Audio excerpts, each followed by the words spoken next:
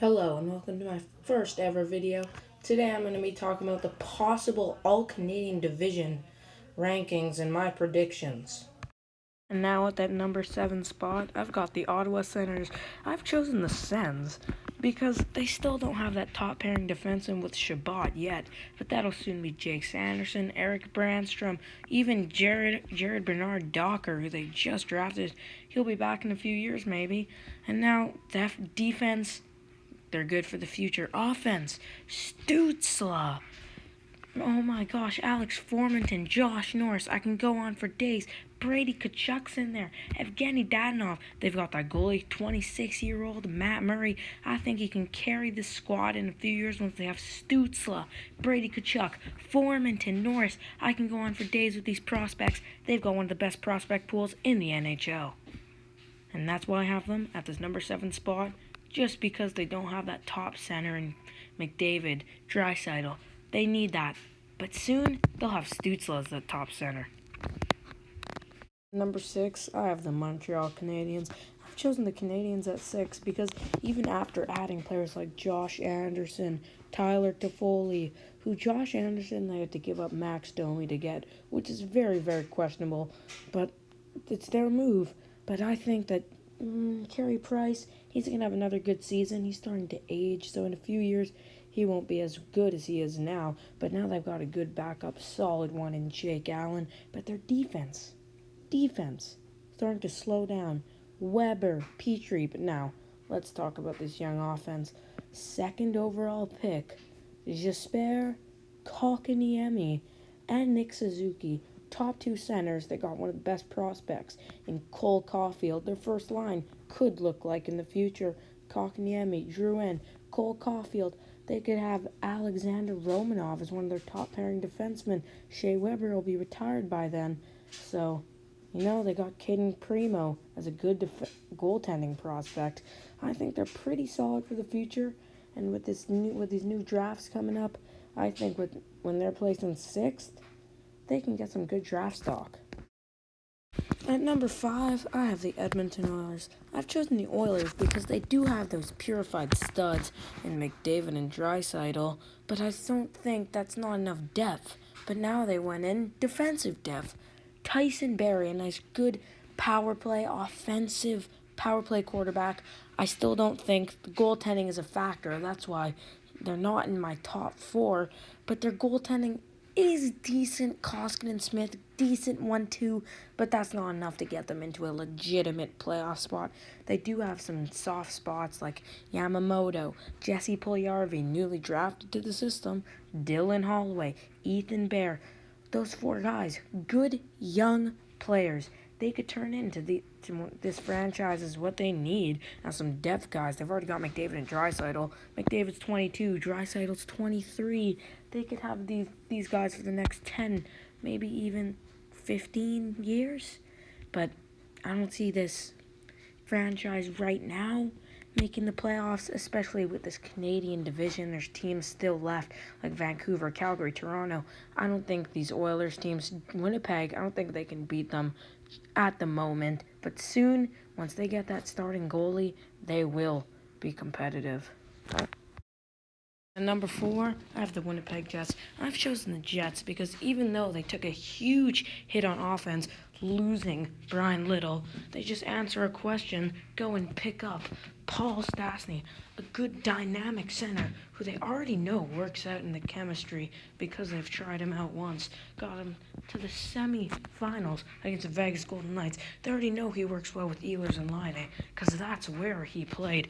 And now they're bringing in some depth defense, which they need in Derek Forbort. They've also brought in Nate Thompson to be their third-line center. Don't know where Lowry's going. Maybe he'll go fourth line. Good tall guy, power forward, two-way, works on the PK. Beautiful. And now we got young Ville Heinola. Surprisingly, very young, very good first-round pick a few years ago for the Jets. I think he's old enough to crack this lineup.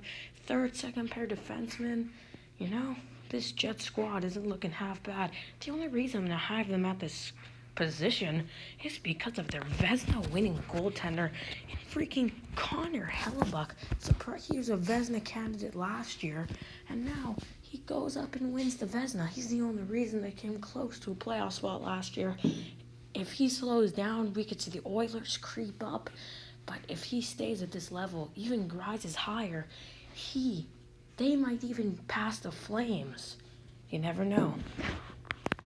And now we're entering the top 3. And at number 3, I have the Toronto Maple Leafs because they have one of the best young offenses in the league with Austin Matthews, Mitch Marner, William Nylander, all 3 very young players, but they were making a lot of money. They got to show up. And now, questioning their defensive depth, they bring in TJ Brody.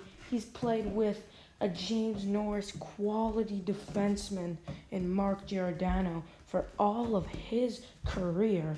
And now he'll be playing up alongside a defenseman who's young but not as good as Mark Giordano and Morgan Riley. And now they go and pick up some depth in Jumbo Joe Thornton, who was drafted back in 1997, first overall. And now we bring in some defensive depth with Stanley Cup winning Zach Bogosian. Now we talk about Morgan Riley and his partnership with TJ Brody. They'll have Brody, Riley. They'll probably have Travis Dermott, Justin Holl with Jake Muzzin next season if they don't trade him. And the Leafs, they could climb up and take that number 2 or 3 spot. But the reason I don't have them there is because they always choke during the regular season or in the playoffs. They never do good in the regular season, but even when they make it to the playoffs, they always lose to the Bruins. But players that I think could step up are players like Jonathan Tavares, because he just needs to get that little step up after we probably think he will be the first-line center for this team with Matthews at number 2, or maybe he'll be number 2, but he still needs to step up. That's why I have him at this number 3 spot. And now we got number 2, the Calgary Flames. I've chosen the Flames because even after losing Mark Giordano's partner, they've finally gotten that good quality goalie in Jacob Markstrom. And to answer your question, who's replacing TJ Brody? You got Christopher Tanev, ex-Canuck. 2 Canucks on the team now. Now we talk about the offense. This offense is beautiful. Tkachuk, Gaudreau, Monahan. If that offense gets a little bit stronger, you could see Gaudreau having another 99-point season and Monahan going off with them. I think this team will be number 2. Markstrom will have another stellar season. And now we got number 1, the Vancouver Canucks. I've chosen this Canucks squad because they've got one of the best offenses, young ones too, with Pettersson, Horvat, Besser. They've lost to Foley, they lost Markstrom. Now they bring in that Stanley Cup quality. Braden Holtby did struggle last season, but I think he can hold the post in for this team. He's got that Stanley Cup experience. And now with that defense, Quinn Hughes, beautiful. Losing his partner in Tanev, though, that's kind of stressful, but he's a beautiful defenseman, and with their young offense, I think that's good enough to carry this squad with that goaltending. And that's going to wrap up this video on my possible All-Canadian Division predictions and rankings. Hit that subscribe button if you want more, and don't forget to hit that like button. See ya.